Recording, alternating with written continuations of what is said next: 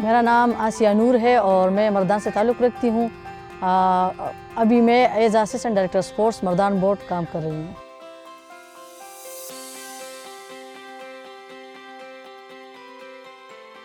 तो इस वजह से अभी जो मेरी पोस्ट है, जब मैं मर्दान बोर्ड में as assistant director sports select हुई तो फैमिली में भी सब कहते थे कि ये तो मर्दों की जगह है और ये काम कैसे करेगी। और मेरे ज़्यादातर फ्रेंड्स भी कहते थे कि ऐसे आपके लिए तो काम मुश्किल होगा और ये तो सारे बोर्ड में मर्द होते हैं। तो अल्हम्दुलिल्लाह मैंने 10 साल गुजारे हैं और मुझे बहुत ज़बरदस्त एनवायरनमेंट मिला वहाँ पे जो बाहर से लोग आते हैं, मतलब चेयरमैन सेक्रेटरी साहब, हमेशा उनकी तरफ से भी मुझे सपोर्ट मिला है। और जो मेरे साथ बोर्ड में अपने सेक्शन में लोग हैं, कुलीग्स है और जो हमारा स्टाफ है, उन्होंने भी मुझे हमेशा जो है ना सपोर्ट किया है। कभी भी किसी ने मुझे डिस्करेज नहीं किया।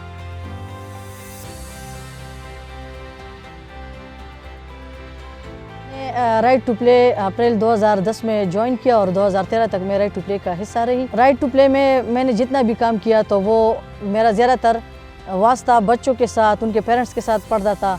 कम्युनिटी में भी मैंने काम किया और इसके अलावा मैंने कॉलेजेस में यूथ लीडर्स जो है ना उनके ग्रुप्स बनाए।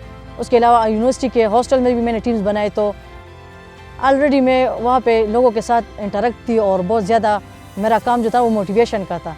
ज़्यादातर मैं उधर वहाँ पे काम मेरा मोटिवेशन का था। मैं मुख्तलिफ स्कूल्स में जाती थी तो उनको मोटिवेट करना, उनके पेरेंट्स को मोटिवेट करना, फिर उनके लिए इजाज़त लेना। तो ये सारा कुछ जो है ना मैं वहाँ पे सीख कर आई थी कि कैसे लोगों को मोटिवेट किया जाता है, कैसे आप उसके एरिया और इंटरेस्ट को देख कर बात करोगी, कैसे उनको अपने बात पर कायल करोगी। तो ये सारा कुछ मैंने राइट टू प्ले में रह कर सीखा था, जो अभी मुझे बहुत ज़्यादा फ़ायदा पहुँचा रहा है।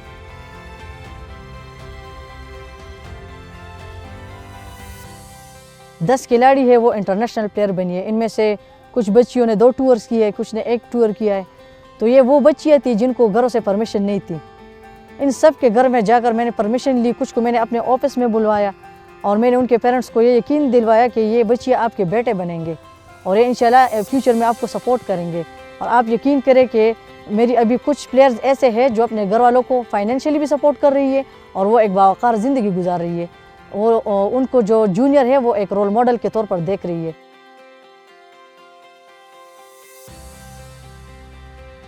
तो राइट टू प्ले को ज्वाइन करने के बाद मेरा तो पूरा कॉन्सेप्ट ही स्पोर्ट्स के बारे में चेंज हो गया। ये जानती थी कि खेल कूद और जीतना और हारना किसे कहते हैं। मुझे सिर्फ ये पता था कि स्पोर्ट्स में हार और जीत होती है। मुझे इसका इल्म नहीं था कि स्पोर्ट्स की असल ताकत क्या है और स्पोर्ट्स के ज़रिए हमारी कौन कौन से स्किल्स जो है ना वो इम्प्रूव होते हैं। अभी जो रिसेंटली हमारे चेयरमैन साहब है प्रोफेसर जानज़ैब साहब, उसने मुझे ये यकीन दहानी करवाई है कि यहाँ पे कोई जेंडर डिस्क्रिमिनेशन नहीं होगी। लड़कियों को जो कुछ चाहिए फाइनेंशियली या उसको फैसिलिटीज़ कुछ चाहिए तो वो हमारा बोर्ड कम्प्लीटली आपके साथ वो करेगा। और इसके अलावा ये नहीं होगा कि बॉयज़ के लिए एक तरह के फैसिलिटीज़ होंगे और गर्ल्स के लिए दूसरी की तरह फैसिलिटीज़ होंगे। तो उस लिहाज से भी मुझे सपोर्ट बहुत ज़्यादा हासिल है और मैं इंशाल्लाह अपने काम कंटिन्यू रखूँगी।